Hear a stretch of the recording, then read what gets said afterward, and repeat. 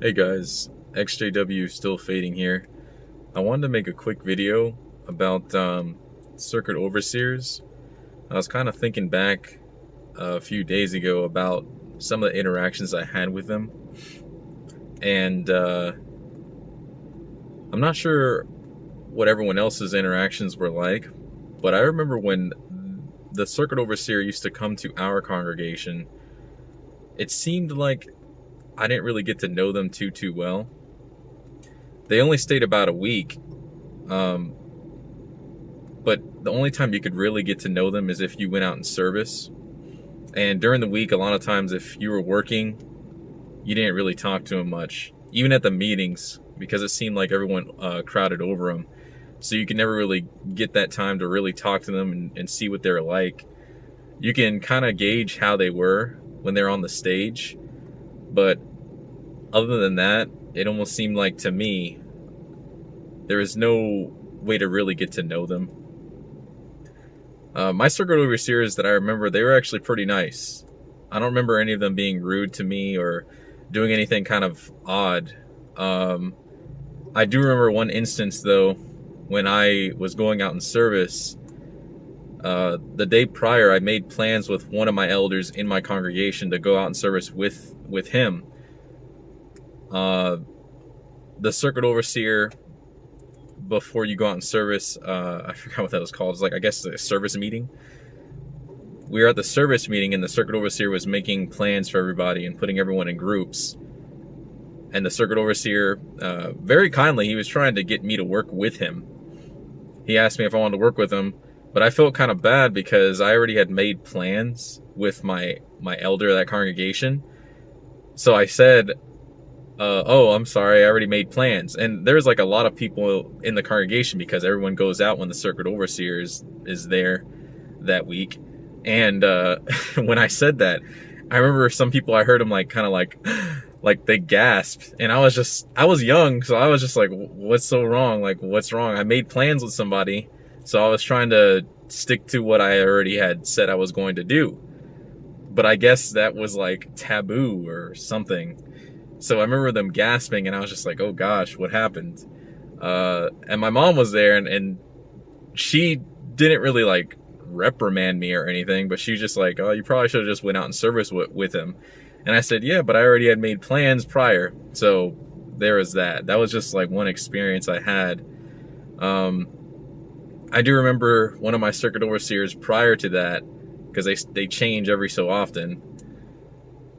It was it was quite a while ago, and I was even younger. I remember when I was talking to him, it just seemed like he really was not interested in anything I had to say. I mean, I was young, but still, like, I thought, like, you know, with children, you'd be kind of more interested in hearing what they have to say, but he didn't really seem like he was interested. So I kind of left him alone, and it also seemed like he didn't want to work out in service with a lot of people.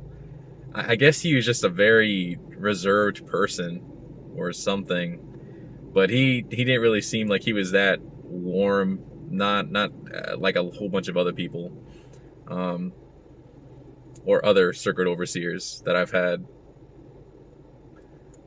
But the circuit overseers themselves, personality wise, I've never had a problem with them. But I think their job, the circuit overseer's job, is the problem that I have. I have a problem with the way that they have their job set up. Circuit overseers are supposed to come into congregations and check to see which spots congregations need to work on, which spots they need to probably take another look at, who's going to be upgraded, I guess, or put up to an elder status or ministerial servant. Any one of those, the way their job is kind of handled, like they are warm, a lot of them are, but they're basically just handling it like it's an actual job rather than I'm here to help the friends out. I guess when you get to that point, you kind of feel like you're there to just do what you got to do and head out. which, okay, I guess I can understand. You meet so many people in like such a short span of time, so you have to just quickly, like, just quick, let's run through them. Okay, I met you, blah, blah, blah. And you just talk to them for a quick second. You see what the problems are. You try to address things really quickly, and then you're out of there. A lot of people try to do their best with it, but the way that it's set up, the circuit overseer job, it just doesn't sit right with me. I don't really think it's as loving as they probably think it is. And that's just my opinion. One thing I never liked about circuit overseers visiting was the fact that everyone seemed like they were in such a rush and they were just scrambling a lot of the time. I can't tell you how many elders just look like they're at their wits' end when the circuit overseer is there. They're just running around, they're talking that's another thing. Like, the elders seem like they want to all of a sudden talk to everybody and you know, see how they're actually doing and everything. It's just so weird. It's basically like you're fake to me when you do that, but that's just what they would do. And it's almost like, guys, calm down. He's just another human being. He's just a circuit overseer. He's just here to, you know, look after the congregation. That's it. It's not like it's a big deal. Like, I guess I didn't see it as a big deal because I was never an elder. I guess I was never on like the hot seat that whole week. Everything that they were doing was being watched, and almost like it was like a point system, so to speak. Oh, did he do this correct? Yes. Okay, that elder, he did that fine. He did that fine. Oh, he needs to work on that. I assume that's probably what the circuit overseers are probably doing when the elders are doing whatever they have to do. And I never really liked that. I always felt like elders should have been caring and concerned about everyone in the congregation all the time, not more so just because the circuit overseer was there. I don't think that should increase your sense of urgency to help people or to see how they're doing just because someone else is kind of watching over you at that time. It just seems a little disingenuous. It seems a little fake. Just be you. If you never were coming up to anybody before and asking how they were doing, don't do that when the circuit overseer is there. I saw that quite a bit, and it wasn't like a dig at any particular elder that I had, because I know they're just trying their best, but I felt like I saw an increase of that. I remember this one time when I was in the congregation and I had to do the sound. Now, any of you who were in the organization and who had privileges and you had to do the sound or like do the mics for the meeting nights and stuff, sometimes there's glitches in the system and you just can't control it. They also before the meeting even started, they changed up the way that the sound was handled. So they kind of like made some type of update to the computer or the sound system or something. So when doing that, it changed up how I work on the sound. So I didn't know exactly what I was doing compared to like all the nights before. And we've had the same system for like a while, up until the circuit overseer just happened to come that time. And then they wanted to update it, which I didn't think it was a big problem. But there are some things that were different from how we used to do it. So I had to learn a new system practically 45 minutes before the meeting started. And I'm glad I got there early, but as you'll listen in the story, it didn't really matter if I got there early or not. So the meeting is going along. The circuit overseer is there. He asked me to do some special thing with the videos and to show them at the certain time when he wanted it. And on the previous system that they had set up for the sound, I knew exactly how to do it. But since this was a new one, I thought I knew how to do it, and I kind of like tested it beforehand, and it seemed like it worked fine. But as the time came for me to show that video that he wanted me to show everyone in the hall, there was a huge like problem and there was a glitch and it didn't show the video properly and we couldn't revert back the change.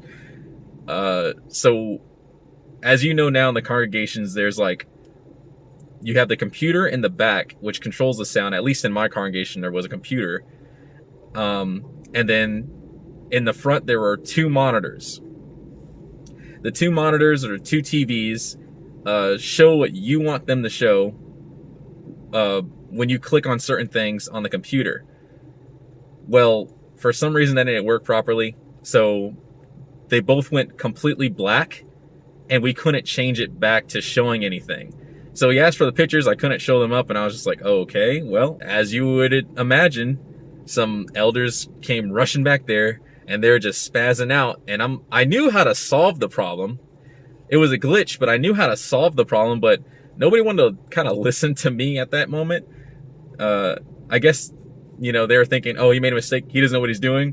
When in actuality, I was like, well, I mean, I know how to resolve the problem, but the thing is, it's gonna distract from the meeting anyway. And that was the only way we could revert back the changes. So they were scrambling, and I let them scramble. Because as soon as somebody tries to like take my responsibility from me and doesn't allow me to like, hey, let's look at it from this perspective because I know what this is, then I was just like, okay, you guys can figure it out. So there was about like 2 elders, and then there became 3 elders, then there became 4 elders, all in the back around this computer. And I'm sitting in my chair, and I'm just kind of just like sitting back there. Because at that moment I was like, yeah, you guys aren't going to figure it out because you're not listening to what I have to say. So I left it alone. And then eventually, because they were trying to do so many things, the monitors in the front were showing their mouse moving back and forth. And all these little funny computer things just happening to the point where the circuit overseer who was on the stage was like, oh, don't worry about it, brother. Just go ahead and take a seat and just don't even worry about it. As soon as he said that, everybody was just like, all right. And they all just like walked back to their seat. And I watched all this and I wasn't feeling bad. I legit at this point, I wasn't feeling bad at all.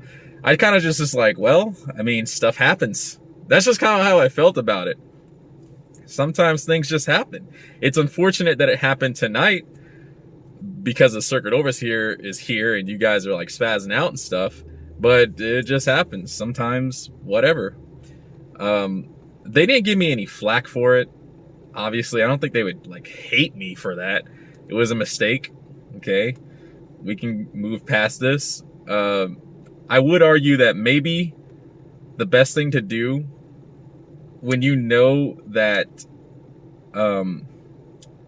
there's going to be some type of request for videos or any type of pictures, don't change the process and the way things are done the day that you're going to be showing those new videos and pictures, because there's going to be some type of kink that you're not going to see coming up, and then you're just going to mess it up, and then it's going to be like, oh wow, what happened? I would have rather just kept it the same and did it the exact same way that I have always had done it, and there probably would have been no problems at all, because there was no problems at all prior to them doing that update. So, but that's just my 2 cents. I'm not bitter about it. I don't have any resentment towards any of the elders because of that. I just thought it was kind of funny how flustered they had got because there was a mistake, and it was like the circuit overseer was almost like disappointed or something. But I mean, things happen. But I do remember that happening, and it kind of, I was thinking about that the other day, and I started to question it a little bit. And I was like, why were they so like afraid? Like, why were they just so, I guess, riled up? Like, why were they so riled up about that? And I realized, as I said earlier, they're basically being monitored, and you know, they're trying to see who's doing a good job as an elder. And they're also watching other people too, including me, because I think that at that time they were looking at me for the ministerial servant position. And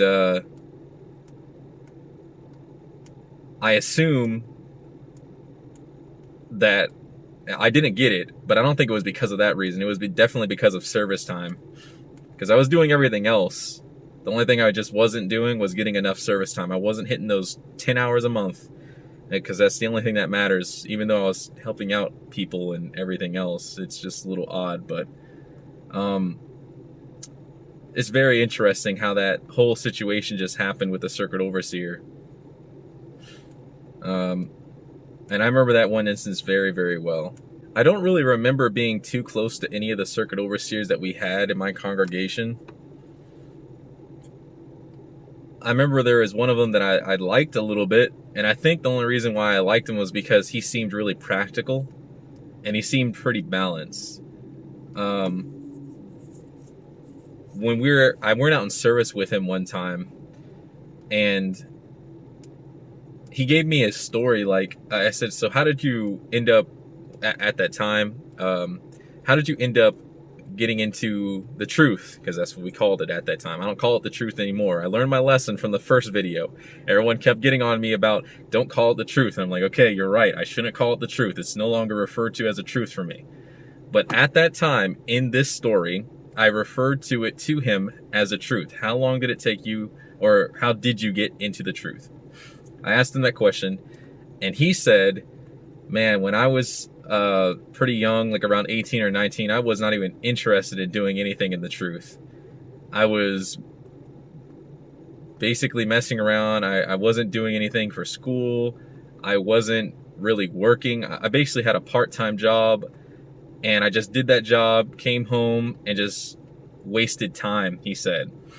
And I resonated a little bit with that because I felt like at that time, that moment in my life, I was doing that. I wasn't going to school at that time, and I was just kind of like, wasting away a lot of time. And he said, yeah, and then one day I just decided, man, I'm just going to go ahead and try to see if I can progress a little bit more in the truth. So he decided to go ahead and progress, and he said he started going out in service some more, and he started making sure that he went to the meetings, and he always commented, and all the little things, usually witnesses strive to do. He said he was doing all that, and then he got appointed a ministerial servant, then eventually an elder after a few years, and fulfillment in his life, and he just enjoyed doing that. And hearing that story at that time, I was thinking to myself, man, that's actually a really encouraging story. I felt like his story, more than anyone else's, had actually resonated with me. A lot of the other circuit overseer stories that I heard, they're always like super straight and narrow. Like they didn't skip a beat. They knew from like infancy, since they were in the womb, that they were just going to serve Jehovah fully, no slip ups on their part. They were in high school, they were in middle school pioneering, getting 90 hours. They got into high school, they were hitting like 200 hours a month, like crazy stuff like that. And those types of stories, you can't relate to those if you're not in the same boat or the same mindset as them. So whenever I heard that, I'm like, wow, that sounds really great. I'm so happy for you, but that's not what I did. And what you're telling me isn't really encouraging. It wasn't like they were bragging. I know they weren't trying to brag, but it wasn't encouraging for me because my story was different from theirs. But that one circuit overseer that I had at that one time, when I spoke to him, I was like, oh, this guy, I like his story. His story resonates with me pretty well. So I made that my aim. I tried to go out in service a lot more, and I got really, really close to getting ministerial servant. I got really, really close to, I did have the privileges. I had quite a few privileges. I almost feel like I was a ministerial servant, but the only difference was I wasn't giving parts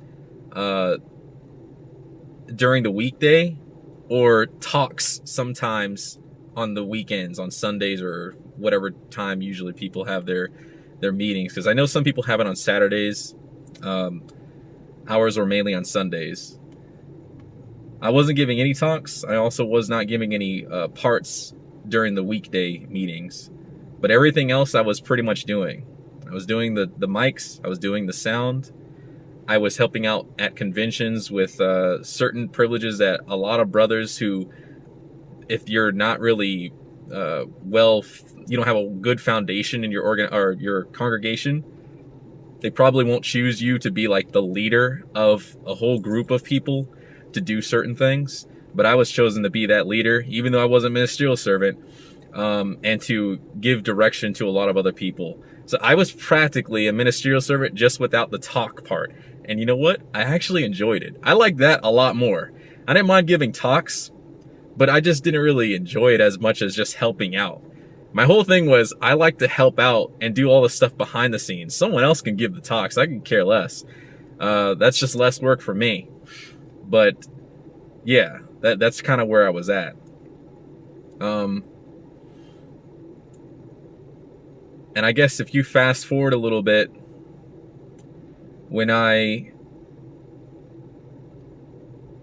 the last circuit overseer visit, the last one I ever went to last year, that was the same time where I had made the mistake on the sound.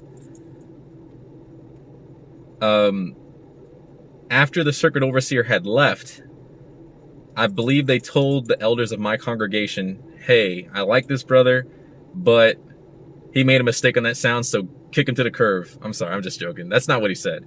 They basically said, I just need to increase my service time.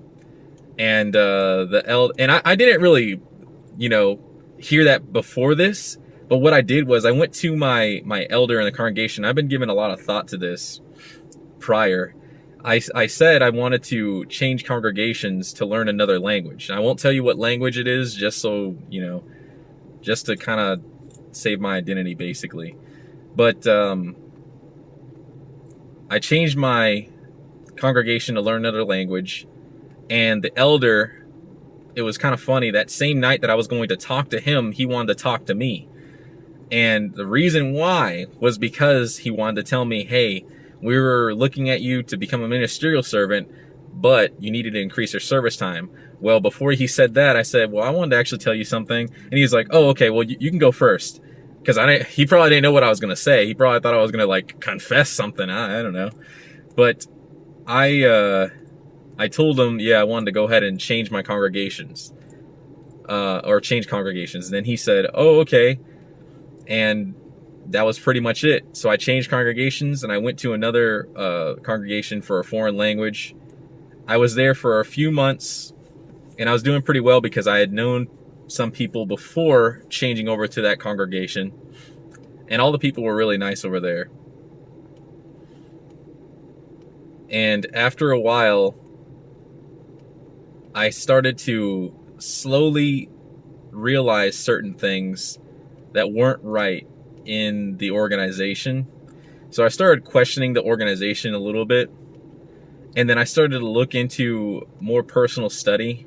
I started to do more personal study about certain things. I remember we were going over things involving Daniel at one point, and I started looking into Daniel a little bit more and everything involving Nebuchadnezzar. And if you take a look at all the dates, that can send you down a rabbit hole because some things just don't add up and it's just a little weird. So I quickly realized that, and then I started asking a little bit more questions, and then I started to look a little bit deeper, and then pretty much led me to where I am today. After a couple more times of going to the meetings, after a few months of being in the foreign language congregation, I started to slack off. I stopped coming during the midweek meetings sometimes. I stopped staying for the full meeting on the weekends. I stopped going out in service first. That was one of the first things I stopped doing because I didn't want to help the organization out. And from there, it just started all falling apart or building up. It depends on your perspective about it, because I guess I should probably say it started building up, because now I feel a lot better now than I did before. I wasn't unhappy being in the organization, but I didn't feel like I was really getting anywhere. And I always had this thing in the back of my head just telling me, like, man, you're going to have to go to school eventually, because you can't ask your parents to support you forever. And the way that the system is right now in America, you pretty much have to have a degree unless you just get a good trade. But I didn't have a trade available in front of me at that time, so I needed to have something to fall back on. So a degree was the only option. So I decided, well, I'm just gonna have to go ahead and do that.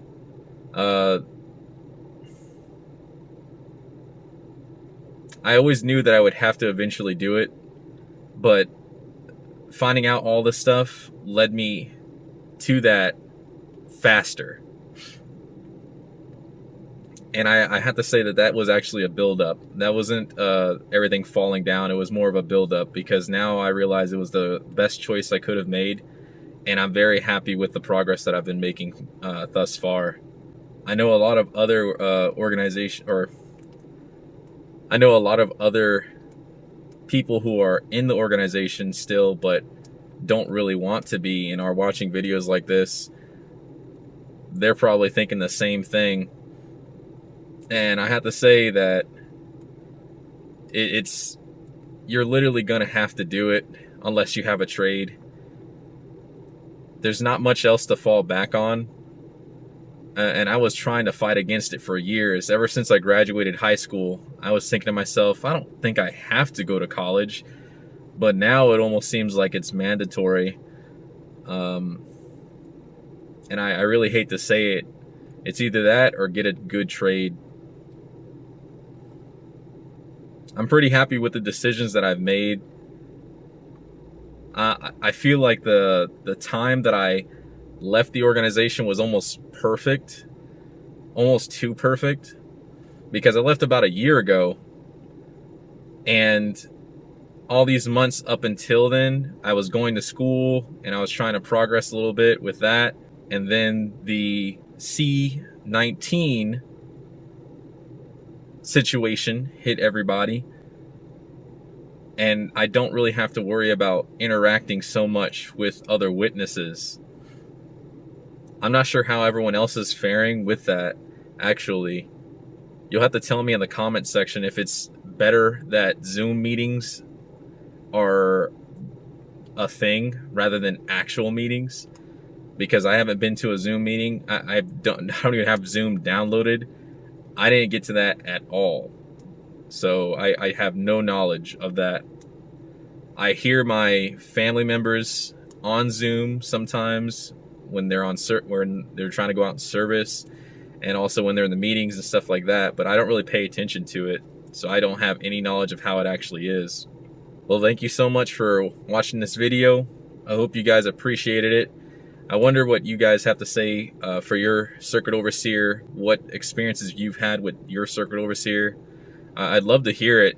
I know that you guys probably have some funny ones, but yeah, thanks so much for watching. Hope you guys have a good one. You take care.